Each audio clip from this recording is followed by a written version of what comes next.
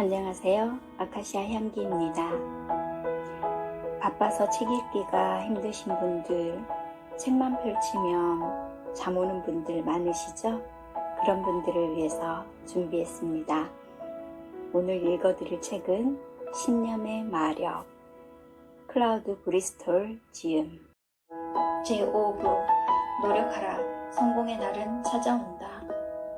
굳센 의지와 의연한 사고를 가진 사람, 안으로 신념을 꿋꿋이 지켜온 사람만이 많은 사람들에게 감명을 주고 그들을 지도했다는 사실이 역사에 역력히 나타나 있다. 이런 사람들은 세찬 반대에도 굴하지 않고 글자 그대로 무위에서 위대한 사업이나 국가 그리고 새로운 세계를 창조해냈던 것이다. 감정을 지킬 것. 우리의 감정의 파장이 다른 사람에게 얼마나 많은 영향을 미치는가는 우리의 상상을 초월한다. 조금이라도 심리학을 알고 있는 사람이라면 누구든지 연상작용이라는 것을 알 것이다. 이것은 당신의 의사와는 상관없이 하나의 사고가 다른 사고로 전이되는 현상이다. 그런데 그 까닭도 알 수 없고 이치도 통하지 않는 제2의 사고가 때로는 제1의 사고보다 중요할 때도 있다. 길가에 엎어져 있는 자동차를 보면 곧 이 사고에 관한 기사는 어떻게 씌워질까? 어째서 빨리 치우지 않고 내버려 두는가 하는 생각을 할 것이다. 또는 그 반대로 이 사고의 원인은 과속 때문이 아닐까 하다가 이어서 청소년 범죄 등으로 연상해서 생각하게 될지도 모른다. 이와 같이 생각이 이리저리 꼬리를 물고 이어지는 것은 결코 무가치한 일이 아니다. 잠재의식의 지시에 따르는 훈련을 하면 이와 같은 여러 가지 사고에도 의미가 생기게 된다. 당신이 사회사업가라면 그 사고 난 자동차를 보고 젊은이들의 판단 미숙의 운전을 예방할 어떤 실용적인 방법이 떠오를지도 모른다. 이와 같이 유추하는 것도 현명한 일이다. 생각은 어떻게 성장하는가? 숲길을 걷다가 호두 하나를 주었다고 하자. 처음에는 막연히 호두 재배에 대해서 생각할지도 모른다. 호두나무는 어떤 땅에서 잘 자랄까? 그것을 재배하는 노동 조건은 어떠할까? 다른 호두를 재배하는 사람들과는 어떻게 경쟁을 할 것인가? 포장을 그럴듯하게 하면 어떨까? 이처럼 숲길을 걷다가 준 한 알의 호두에서 여러 가지 계획안이 나올 수도 있는 것이다. 생각은 이런 식으로 성장하므로 때로는 황당무계한 공상에 잠기도록 권하기도 한다. 때로는 생각이 막다른 골목에서 더 갈 데가 없게 되기도 하는 경우도 있다.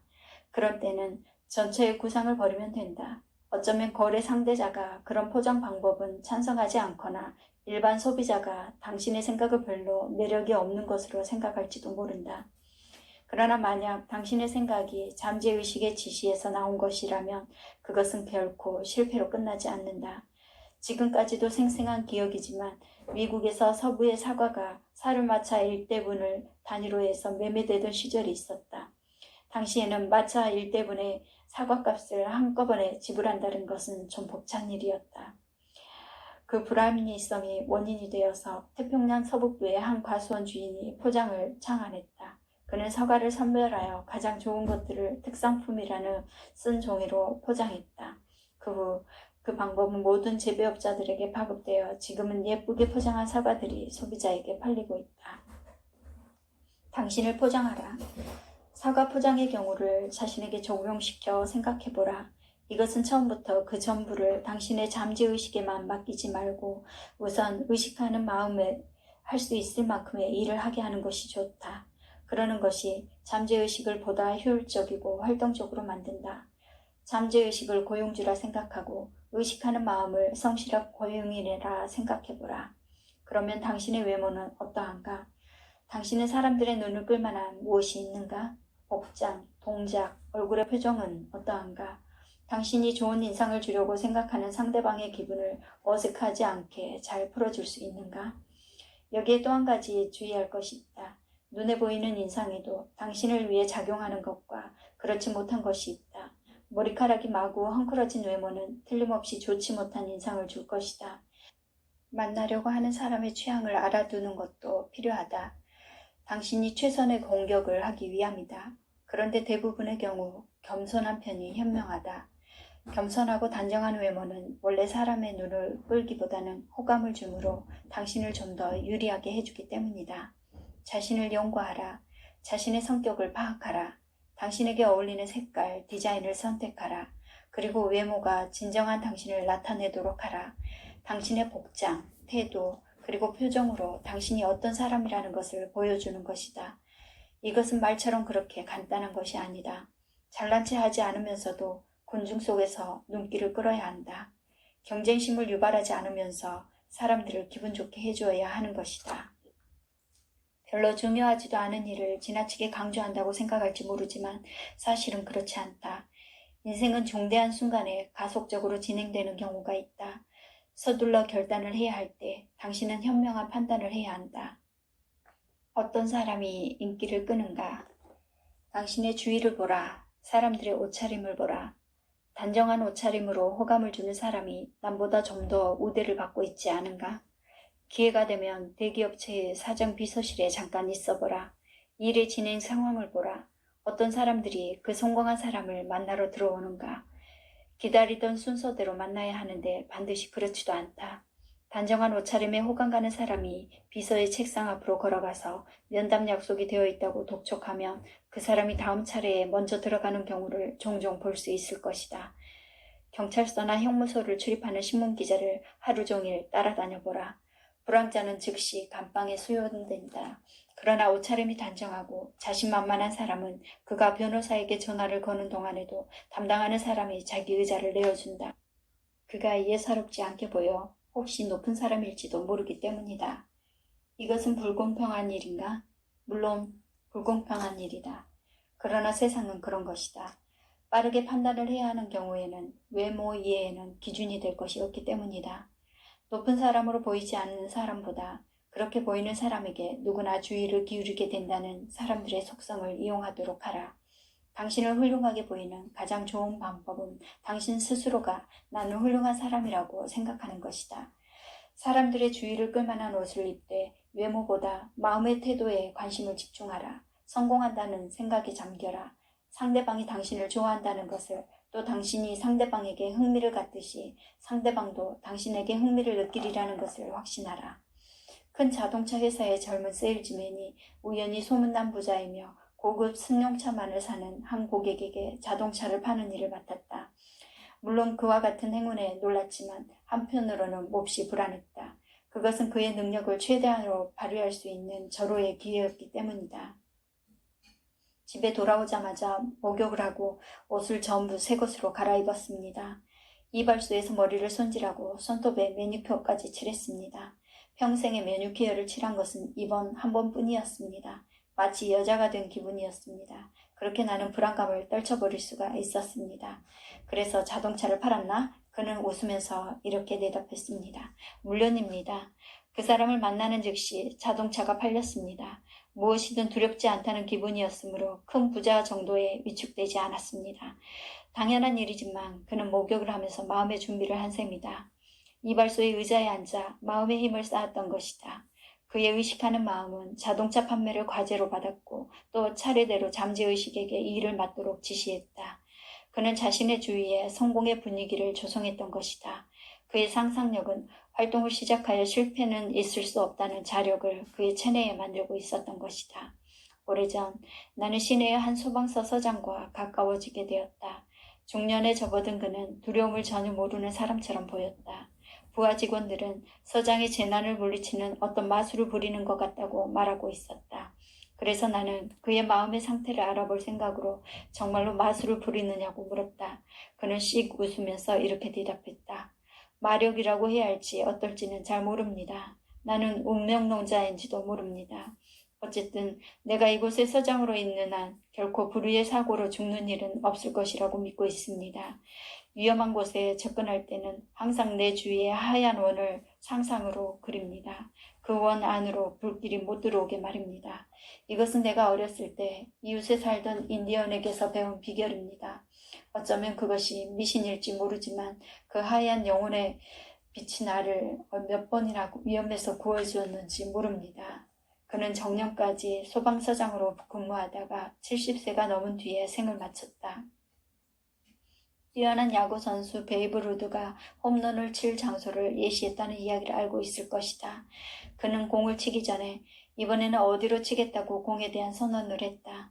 그가 홈런을 오른쪽으로 또는 왼쪽으로 날리겠다고 하면 공은 정확히 그곳으로 날아갔다. 어떻게 그런 일이 가능한가는 미국 소년들의 영웅인 당사자 외에는 아무도 모른다. 어쨌든 그것은 정당한 배팅이었다. 아무리 막강한 투수가 던져도 공은 그가 예언한 쪽으로 날아간 것이다. 베이브는 항상 잠재의식의 충동에 따랐기 때문에 마음먹은 대로 홈런을 칠 수 있었던 것이다. 자신의 몸 주위에 흰 원을 그린 사람은 앞에서 말한 소방서장만이 아니다. 내가 아는 사람 중에서 전쟁터에 나가 그렇게 해서 살아남은 사람이 몇 있다. 감정을 지켜라. 우리가 지성에만 의존하지 않고 감성에도 의존해야 한다면 할 일이 또 하나 있다. 그것은 자신의 감정을 잘 지키고 보호해야 할 일이다. 우리는 다른 사람들이 만드는 파장에 의외로 많은 영향을 받는다. 자주 만나거나 접촉하는 사람들의 성격을 자신도 모르는 사이에 받아들이는 일은 흔히 있는 현상이다. 남편과 아내는 함께 생활하는 동안 서로 닮아가며 서로의 버릇까지 몸에 익히게 된다는 것은 잘 아는 사실이다. 어린아이는 어머니나 늘 돌봐주는 사람의 감정을 받아서 겁을 잘 낸다든지 좋아하고 싫어하는 성품이 그대로 옮겨져 평생 그 성질을 지니게 된다. 정신과 의사가 성격 장애가 있는 환자의 병의 원인을 과거 어렸을 때의 체험에서 발견하려고 노력하는 것도 이 때문이다. 어린아이가 초등학교 입학할 나이쯤 되면 성격의 변화가 일어난다. 따라서 계속해서 바뀌는 선생님들에 의해 감정이 변해가는 것이다. 친하게 지내는 친구들의 감성적인 안정이나 불안정에도 우리는 의외로 많은 영향을 받는 것이다.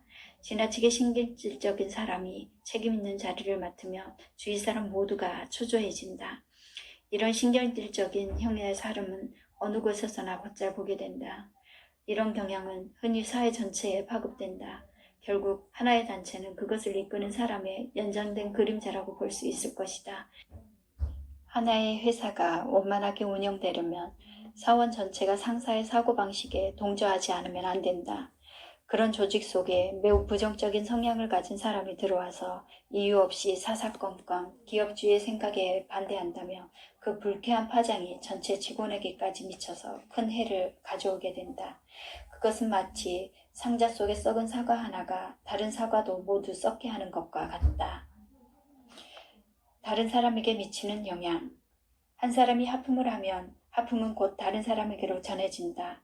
감정의 파장이 다른 사람에게 얼마나 많은 영향을 미치는가는 상상을 초월할 정도이다. 만일 당신이 계속해서 적극적이고 명랑한 성격을 갖고 싶다면 부정적이고 비관적인 성향이 가능한 사람과 오래 사귀기를 피해야 한다. 예를 들면 목회자나 신상에 관한 상담원들은 좋지 않은 이야기를 많이 듣게 되므로 그 희생이 되는 경우가 많다는 것이다. 괴롭거나 슬픈 분위기에 자주 젖으면 아무리 성격이 쾌활하고 활동적인 사람이라도 마침내는 그것에 물들어 어둡고 정적인 사람으로 변하기 쉽다. 이와 같은 위험을 과장되게 생각한다면 당신 자신이 주위 사람들이나 환경에 어떻게 반응하는가를 유심히 관찰해보는 것도 좋다. 당신 역시 별다른 이유도 없이 마음이 편안하기도 하고 불안하기도 하다는 사실을 알 수 있을 것이다. 이런 마음의 파장이 어떤 암시를 갖는가는 다른 사무실이나 가정에서 각각 다르게 느껴보면 바로 이해할 수 있다. 그런 분위기는 그런 사무실이나 가정에서 일하거나 사는 사람들이 만드는 것으로 거북하고 어수선하고 조용하고 아늑해서 마음에 든다고 하는 식으로 그 자리에서 바로 느껴지는 것이다. 누구나 어떤 자리의 분위기가 차다든가 따뜻하다는 것을 바로 감지할 수가 있다. 가구의 배치, 전체적인 색상, 벽지의 무늬, 커튼이나 의자의 커버 같은 것이 거기서 사는 사람의 생각을 전해서 그 사람이 어떤 사고방식을 가지고 있는가를 나타내는 것이다.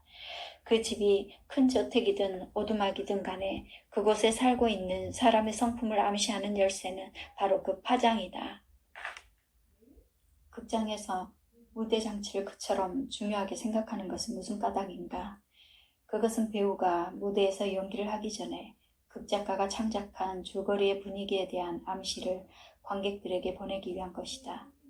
만약 무대 장치를 맡은 사람이 그 연극을 이해를 못해서 작가의 의도와 맞지 않게 무대를 꾸밀 경우에는 관객들은 조화를 이루지 못한 느낌을 받게 되어 그 연극 전체가 실패로 끝나게 된다. 이 파장은 당신이 사람을 이끄는 유형의 인간인가 아니면 남을 따라가는 유형의 인간인가에 의해서 그 영향도 다르게 된다. 세상에는 이끄는 것보다 남에게 이끌리는 유형의 인간이 많은 것이다. 책임지기를 싫어하는가? 결단 내리기를 두려워하는가? 남의 앞에 나서기를 주저하는가? 세상 사람들은 대개가 그런 소극적인 형이다. 이것이 세상에는 지도자가 적고 지도받는 사람이 많은 이유이다. 당신이 책임을 회피하고 결단을 내리기를 두려워하여 남의 말에 따라가고 앞장서는 것을 무서워하고 그것을 극복하지 않는 한 당신에게 행운은 찾아오지 않을 것이다. 어려운 문제와 싸워라. 고난을 극복하기 위해서는 자진해서 그것과 싸울 결심을 해야 한다. 당신이 난관에 부딪혔을 때 그것을 뒤로 미루면 미룰수록 문제는 더 커지고 해결 능력에 대한 의문은 짙어진다. 먼저 결단을 내리는 것부터 배워라. 결심을 미루고 불안한 상태로 있으면 행동할 기회를 놓쳐버린다. 그러면 그에 따른 성공의 기회도 놓치게 된다. 일단 결론이 내려지면 곤란한 문제는 사라지기 시작하는 것이다. 설령 당신이 내린 결단이 최상은 못 되더라도 결단 그 자체가 당신에게 힘을 주고 사기를 높이는 것이다. 이에 반하여 잘못된 일이 아닌가 하는 두려움은 거의 틀림없이 잘못을 초래한다. 결단을 내리고 행동하라. 그 결정의 잘잘못에 관계없이 대부분의 곤란한 문제는 눈 녹듯이 사라진다. 성공한 사람들은 대개 직감과 축적된 지식, 살아온 동안의 경험에 의해 즉시 결단을 내린다. 그러므로 당신도 신속한 결단과 과감한 행동을 배워라. 신앙으로 치료하는 법. 나는 신앙으로 병을 고치는 사람은 아니다. 그러나 마음의 힘에 대해서 조금이라도 아는 사람은 감정이 얼마나 사람의 육체의 상태를 좌우하며 또 암시가 얼마나 병의 발병과 치유에 큰 영향을 주는가를 잘 알고 있다. 어떤 신앙요법은 병의 실제를 부정함으로써 치료 효과를 거두고 있다. 다른 쪽은 병의 실제는 부정하지만 환자에게 건강에 대한 확신을 주어 몸이 회복되리라는 적극적인 암시를 되풀이해 줌으로써 병을 무시하게 하여 효과를 얻고 있다. 그러나 어떤 경우든 그 치료법이 성공하느냐 못하느냐 하는 것은 그 환자의 신념의 강약에 의해서 결정된다는 것을 잊으면 안 된다. 오늘날 미국에서는 질병이란 없다고 그 자체를 부정하는 일파에 대한 지지자가 점차 늘고 있다. 정신요법의 각 유파나 의학회 등에서 암시가 육체의 병을 어디까지 고칠 수 있는가 하는 것은 커다란 논쟁이 되고 있다. 감정이 일으키는 병. 증오, 근심, 고민 등은 병을 가져오는 수가 많다. 크게는 치명적인 병을 일으키는 경우도 있다. 어떤 의사들은 이런 일을 전혀 인정하지 않는다. 그러나 라이프지는 정신신체의학이라는 제목의 기사에서 2차 세계대전 중에 일어났던 군인들의 질병의 40%가 정신, 신체적 원인에서 오는 것이라고 밝혔다.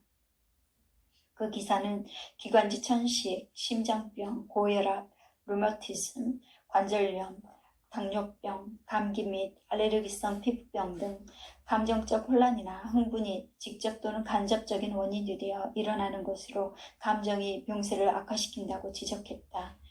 정신신체의학의 치료법은 감정의 동요를 일으킨 원인을 밝혀서 그것을 제거하는 데 있다. 정신과 의사나 정신분석학자가 전쟁 중에 실험한 여러 가지 결과로 예견하면 신체 치료와 정신요법의 두 가지를 포함한 전반적인 문제는 지금까지의 치료법에 근본적인 수정을 가하게 되었으며 심리적인 치료를 병행하게 되면 놀라운 성과가 난다는 것이다. 마음이 운명을 만든다. 정신치료법을 연구하는 사람들이 공통적으로 주장하는 병을 낫게 하는 힘은 의사의 처방보다 오히려 환자 자신의 마음가짐에 있다는 것이다. 바꾸어 말하면 치료하는 사람이 어떤 형태로 암시를 주든 환자가 그것을 자신의 잠재의식으로 받아들이지 않으면 효과는 나타나지 않는다는 말이 된다. 이 말에 대해서 반박할지도 모른다. 그러나 치료하는 사람이 주는 암시를 환자가 믿지 않는다면 효과를 기대할 수 없다는 것은 분명한 사실이다. 그러므로 치료하는 사람과 완전히 일종의 라포어 관계가 될 필요가 있다. 이러한 경우 우리들이 지금까지 연구해온 기술, 즉 카드의 테크닉, 거울의 기능, 소리내어 말하기 등에 끊임없이 반복하여 암시력을 높일 수 있으면 큰 성과를 기대할 수 있다. 앞에서 말한 욕구의 성취는 물론이고 육체적인 병의 치료에 있어서도 온 마음을 기울여 반복해서 생각하고 신념을 굳힘으로써 모든 것을 실현해야 하는 것이다. 자신이 마음의 병을 치료하여 마음이 당신의 운명을 만드는 것이다. 자신의 주인이 되어라. 신념은 산을 움직인다. 강한 신념은 당신에게 무한한 힘을 주어서 당신이 원하는 것은 무엇이든지 실현시켜준다. 신념은 건설적일 뿐만 아니라 파괴적으로도 작용하는 힘이다. 이 말을 명심하기 바란다. 만약 당신이 신념의 힘을 믿고 있다면 신념의 힘을 믿지 않는 사람과의 잠재의식의 통로를 열어두면 안 된다. 그의 불신이 당신의 신념보다 더 강할지도 모른다. 그렇게 되면 그가 당신의 노력에서 얻은 효과를 송산시킬 수도 있기 때문이다. 지금까지 여러 번 위력적인 신념의 세계에서의 당신의 행보를 다른 사람에게 말하지 말라고 강조하는 이유도 바로 여기에 있다. 신념에는 마법의 힘이 있다. 신념에는 위대한 힘이 있다는 사실을 믿어라. 그러면 위대한 힘이 생겨난다. 그러나 다른 사람의 불신이 당신의 노력의 효과를 방해하고 파괴하기도 한다. 그것이 마음이든 또는 어떤 정기적 파장 같은 것이든 간에 그 성과는 놀라운 것이다. 마음의 힘은 모든 것을 포용하고 모든 것에 침투한다. 한 사람의 잠재의식은 모든 것에 퍼져서 모든 것을 감싸는 전체 중의 일부라고 생각할 수도 있다. 신념은 당신이 활용함에 따라 성장한다. 그 위력도 신념이 커짐에 따라 증대된다. 당신에게 손해될 것은 아무것도 없고 오직 이익이 있을 뿐이다. 그러므로 당신은 이 이론을 연구하기에 몰두해야 한다. 이 놀라운 원리를 하나씩 실험하여 잘못되면 그것을 없애는 실험을 되풀이하라. 모든 것을 의심하면서 일생을 보내서는 안 된다. 회의주의자는 항상 앉아서 생각에만 잠긴다. 신념 있는 사람이 승부에 참여하는 것이다. 때로는 지는 일도 있겠지만 승리할 기회를 잡는 것은 승부에 참가한 사람뿐이다. 다른 사람들의 멋진 경기를 손가락만 물고 멍하니 바라보고 있기에는 당신의 잠재된 능력이 너무나 아깝고 당신의 인생이 비참하지 않은가? 자진하에 참여하는 것은 즐거운 일이다. 과감하게 실수를 할 수 있는 용기를 가져라. 그것이 진리를 발견하는 하나의 수단이다. 한 원예가가 나에게 이런 충고를 한 적이 있다. 가지를 잘못 자를까 주저해서는 안 됩니다. 비록 올해의 장미 기르기는 망칠지 모르지만 그것으로 인해서 내년에는 더욱 탐스러운 꽃들이 필 것입니다. 인생의 목적이 진리의 발견에 있고 자신을 잘 활용하여 사회에 유용한 인물이 되려 한다면 마음의 힘에 대한 원리를 깨달을 때까지 실험을 계속하는 것이 당신 자신을 위한 것이다. 그 원리의 작용과 효과의 납득이 갈 때까지 그것이 성공임을 알 때까지 실험하고 또 실험하도록 노력하라. 섣부르게 실행하지 마라. 당신이 일단 그 원리를 확신한 뒤에는 적극적으로 그 힘을 활용해야 한다. 그렇게 하지 않으면 당신의 목적이 상실될 수도 있다. 지금까지의 모든 기술을 다시 한번 반복한다. 육안이나 마음의 눈에 당신이 어떻게 되고 싶다고 생각하는 사람의 영상, 당신이 성취하려고 마음에 결정한 목표의 영상을 만들어라. 마음의 그림을 그려서 행동하는 모습을 보라. 당신이 차지하는 지위를 보라. 그 그림을 작은 부분까지 명료하게 하라. 어느 곳도 희미한 곳이 있어서는 안 된다. 그것을 확정하여 별로 힘들이지 않고도 마음의 눈앞에 나타나도록 하라. 그리고 그 그림에 반복되는 작업을 더하라. 당신이 품고 있는 야망을 간단한 말로 만들어 입버릇처럼 항상 반복하라. 당신에게 상기시킬 수 있도록 그 말을 카드로 만들어 계속 반복하라. 이와 같은 반복 작업은 중요한 일이다. 일상생활의 잡다한 일들이 당신의 주의를 분산시키기 때문이다. 그러므로 매일같이 일어나는 사건의 중압감 속에서도 당신의 의지로 마음을 활동시킴으로써 잠재의식이 적극적으로 일할 수 있도록 민감하게 해놓아야 한다. 거울의 기능을 사용하는 것도 잊으면 안 된다. 이것은 당신의 달성하고자 하는 욕구를 의식하는 마음을 통하여 잠재의식에게 보내기 위한 매우 중요한 일이다. 자신의 눈을 응시하라. 그리고 당신이 누구며 어떻게 되고 싶은가 바라보라. 당신은 지금껏 얼마나 자주 다른 사람의 눈을 들여다보았던가. 그 사람이 하는 말의 속뜻을 알기 위해서, 그리고 그 사람의 말을 어느 정도로 진지하게 생각할 것인가를 알기 위해서. 당신의 눈을 들여다볼 때는 믿는다고 말하라. 그리고 당신의 눈이 당신을 믿는다고 대답할 때까지 당신의 눈을 주시하라.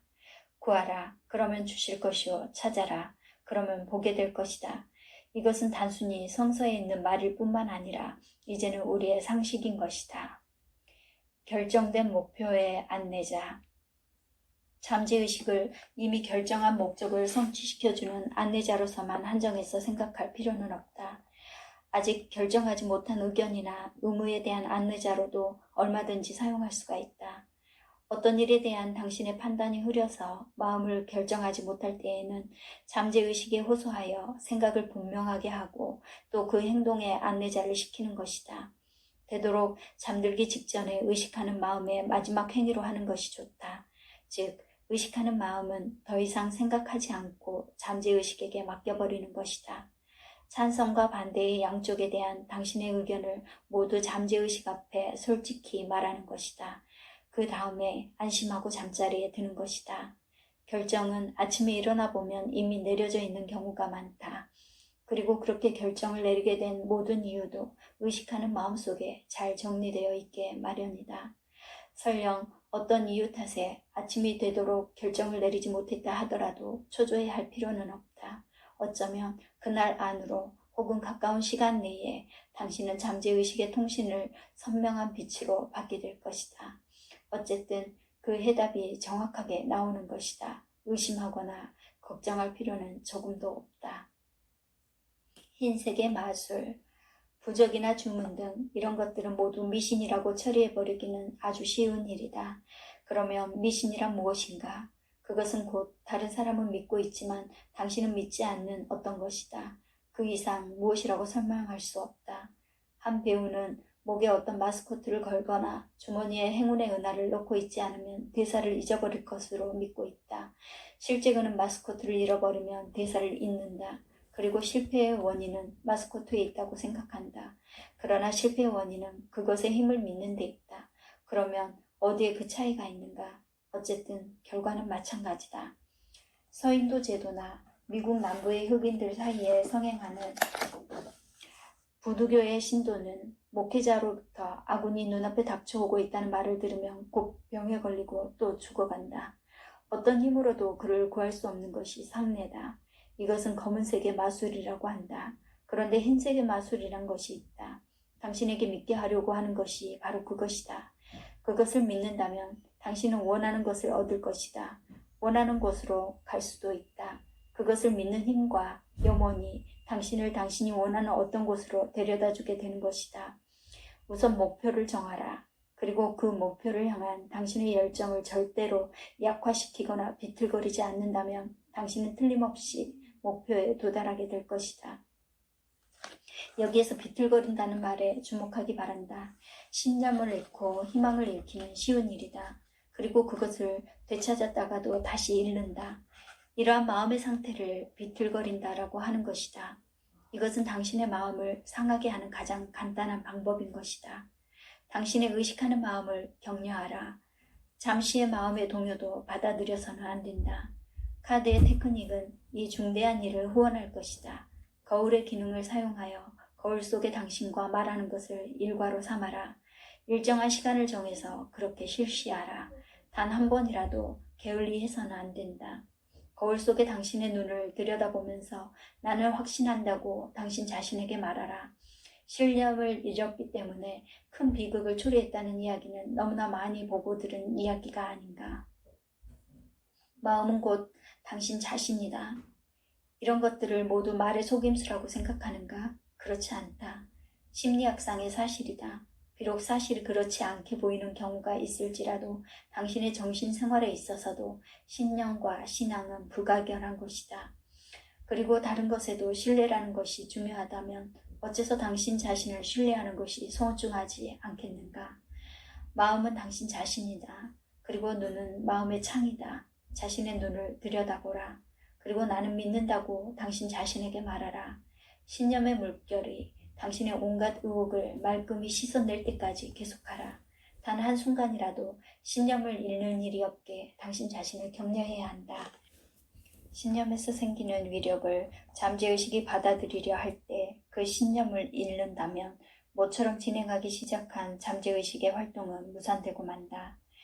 세상에는 일단 성공하고 나면 마음의 긴장이 풀려 느긋하게 몸을 뒤로 젖히면서 야, 참 멋있구나. 이제부터는 나도 인생을 즐기면서 살아야지 하면서 해이해지는 사람들이 많다.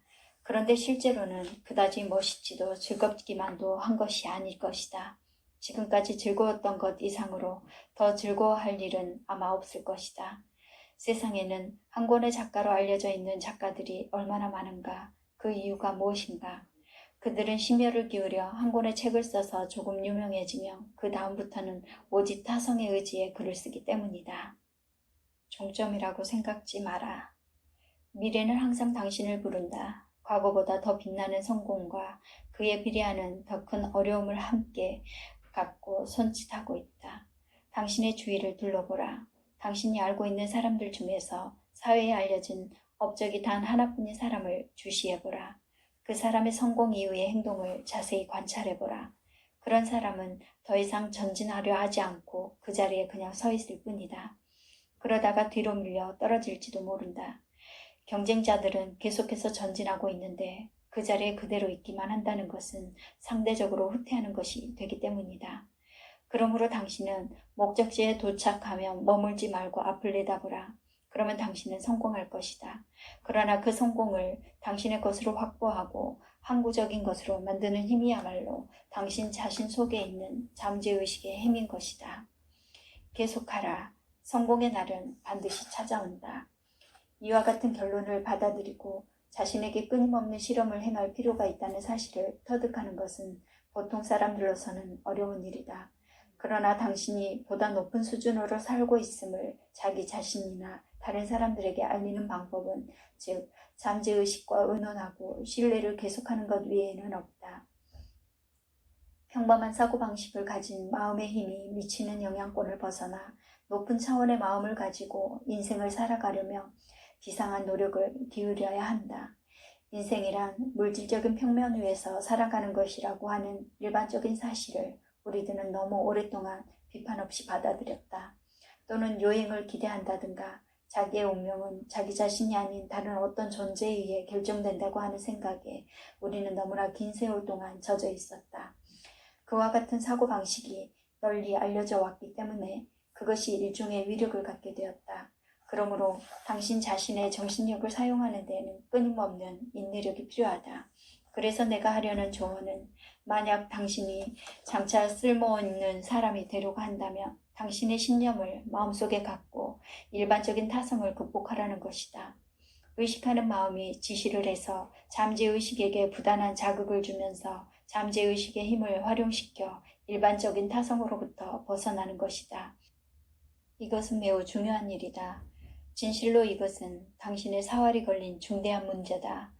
물질주의자들은 정신적인 것은 물질이 있기 때문에 존재하는 것이며 물질에 비해 부수적인 것이라고 주장하고 있으므로 그들과 상의하는 것은 당신의 신념을 약화시킬 뿐이다. 그들은 자기네 방식대로 살게 내버려 둘 일이다. 당신이 살아갈 위대한 정신의 영역만 받아들여라. 그러면 마침내 마음속에 창조된 영상이 당신을 잠들게 할 것이다.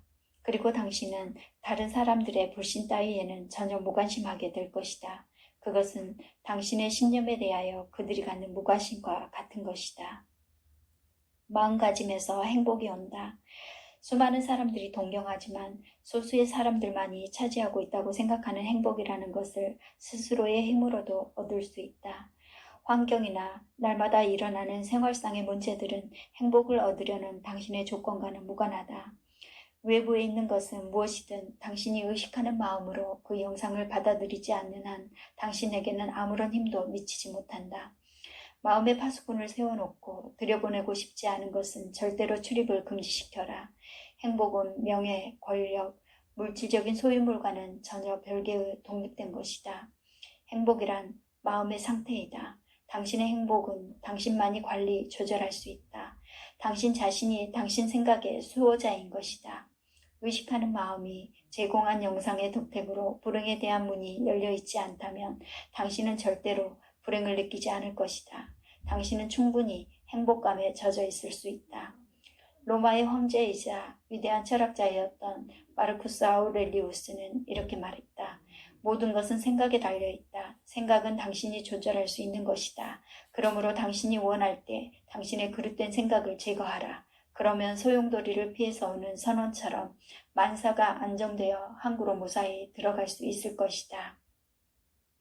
당신도 이것을 당신 자신에게 증명할 수 있을 것이다. 당신의 마음이 안정을 잃고 있다면 당신의 마음의 상태를 살펴보라. 어쩌면 당신은 무엇인가 실망하는지도 모른다. 그래서 당신의 마음이 불안하다면 그것은 감정의 반응이다. 용감하게 그것과 싸워라. 그것을 의식하는 마음에 몰아내고 평안한 마음으로 바꾸어라. 그것을 잠재의식에 가까이 해서는 안 된다. 불안감이 잠재의식 속에 들어가면 잠재의식 속에서 혼란을 일으켜 불행을 연장시킬지도 모른다. 그것에 대한 생각을 하지 않도록 스스로를 조율한다면 감정에 좌우되는 일은 없어진다. 당신 자신이 사고의 주인이 되라. 바람직하지 못한 감정이 잠재의식 속으로 흡수되지 못하도록 철저히 막아라. 불행, 증오, 질투, 그 밖에 어떤 형태의 부정적인 생각도 잠재의식 속으로 들어가지 못하도록 하라. 당신은 틀림없이 강해질 것이다. 에머스는 예전에 이렇게 말했다. 이 세상에서 가장 힘든 일은 생각하는 것이다. 확실히 그렇다. 당신은 당신 자신이 얼마나 철저하게 대중후 사고에 물들어 희생되는가를 알아야 한다. 당신은 자신의 생각을 어디에서 받아들이고 있는가? 독창적인 것인가? 당신 자신의 마음이 만들어내는 결과인가? 천만의 말씀이다. 그것은 누군가 당신에게 말했거나 신문, 잡지 등에서 읽은 것 등을 여과 없이 받아들인 데서 생겨나는 것이다. 당신은 그 사실에 어느 정도의 신빙성조차 조사해보지 않고 그냥 받아들인 것이다. 이렇게 되면 당신은 점점 더 대중의 사고에 끌려다닐 뿐이다. 생각하라. 그리고 최선의 판단을 하라. 평가하라. 그런 후에 결정하도록 하라. 문제는 마음의 힘. 당신이 이 세상에서 어떤 목표에 도달하고 싶다든가, 어떤 보람 있는 일을 하고 싶다든가, 행복해지고 싶다든가, 당신 나름대로의 생활 태도를 갖고 싶다고 생각하면 당신 자신의 마음으로 인생을 살아갈 수 있도록 결심해야 하는 것이다. 생각하는 것을 배워라. 사람은 일생 동안 사고의 힘으로 여러 번 운명을 바꿀 수 있다. 사고는 그 사람의 잠재의식에서 빛과 같이 흘러나오는 것으로 그것이 위대한 힘이 되어 그때그때의 흐름에 변화를 가져오기 때문이다. 굳센 의지와 의연한 사고를 가진 사람, 안으로 신념을 굳굳이 지켜온 사람만이 많은 사람에게 감명을 주었고 그들을 지도했다는 사실이 역사에 역력히 나타나 있다. 이런 사람들은 세참 반대에도 굴하지 않고 글자 그대로 무에서 위대한 사업이나 국가 그리고 새로운 세계를 창조해냈던 것이다. 역사 공부를 하라. 만약 당신이 사고의 힘에 대하여 좀 더 깊은 확신을 갖고 싶다면 역사에 나오는 위대한 인물들의 전기를 읽어라. 그러면 그런 위대한 인물들이 얼마나 확고하고 정당한 목표와 꿈과 이상을 가지고 있었는가를 알게 될 것이다. 그들은 누구나 성공에 이르는 자신의 길을 생각하고 또 믿었던 것이다. 그러나 사고의 힘은 이와 같은 사람들만이 독점하는 것은 아니다. 당신도 나도 그 외 모든 사람이 그것을 가지고 있다. 단지 보통 사람들은 사고의 힘을 그들이 했던 것처럼 사용하지 못할 뿐이다. 당신도 그 힘을 사용하게 되면 당신의 상상 속에서 바라던 사람이 될 수 있는 것이다. 끊임없이 과감하게 정신력을 사용하면 당신의 생활에 새로운 활력소가 생겨난다. 당신의 지배적인 사고가 안에서 만들어져서 외부의 것을 끌어들이는 것이다. 적극적이고 창조적인 사고의 힘은 당신의 행동을 긍정적인 성취의 세계로 이끌어간다. 힘, 진정한 힘은 사고 속에서 존재하는 것이다. 마음속에 품고 있는 것은 무엇이든지 당신 스스로 실현시킬 수 있다. 이 말을 항상 마음속에 갖고 있어라. 당신이 마음속에 적당한 그림을 그리면 건강과 부와 행복은 반드시 그 그림에 이어서 찾아오게 된다. 운명의 주인이 될 것. 당신 자신을 알라. 당신의 힘을 알라. 당신 자신을 믿어라. 그리고 당신이 원하는 것을 주는 당신 마음의 위대함을 믿어라. 이 책에 있는 기술을 실행하고 또 계속해서 반복하라. 그것을 당신의 일상생활로 삼아라. 밤에 잠자리에 들고 아침에 일어나고 식사하고 마시고 운동하고 그리고 그 외에 여러 가지 일상적으로 하는 평범한 일과처럼 말이다. 카드의 암시, 의식하는 마음 앞에 놓인 그림, 거울과의 대면 등을 항상 정해진 일처럼 생각해서 머리 빗고 세수하는 것처럼 빠뜨리지 말고 실행하는 습관으로 만들어라. 이것을 마음이 내킬 때만 불규칙적으로 해서는 안 된다. 기후나 체온 조절을 위해 입었다가 벗어버리는 의복과는 다른 것이다. 마음의 힘은 하루 24시간 동안 언제나 필요한 것이다. 사용하지 않는 근육이 약해지듯이 마음의 힘도 사용하지 않으면 약해지고 만다. 신념 속에는 순수하고 도창적인 마력이 있다는 것을 믿어라. 그러면 마력이 나타날 것이다. 신념은 당신에게 무한한 힘을 주어 당신이 소망하는 것은 무엇이든지 실현시켜 줄 것이다. 당신은 성공을 거둔 후에도 계속해서 마음의 힘을 사용해야 한다. 마음이 해이해지면 당신은 한순간에 모든 것을 잃을 수도 있다. 당신의 신념을 단호한 의지로 받쳐주라. 그러면 당신은 정복되지 않은 인간, 환경과 조건의 주인이며 더 나아가서 자신과 운명의 주인이 될 것이다. 끝까지 경청해 주신 분들께 진심으로 감사드립니다. 댓글 남겨주시면 제가 소정의 상품을 드리도록 하겠습니다.